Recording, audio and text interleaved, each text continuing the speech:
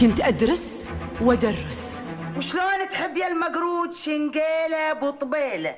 لما كنت أوقف على المراية وأغني أنا بانتظارك خليت ناري بضلوعي وحطيت إيدي على خدي أحس إني طير يطير.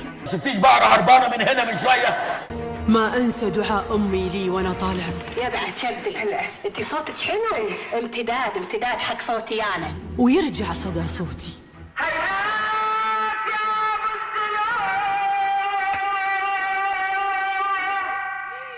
وأسمع عن بعد أهات وصفقات وأهازيج جمهور.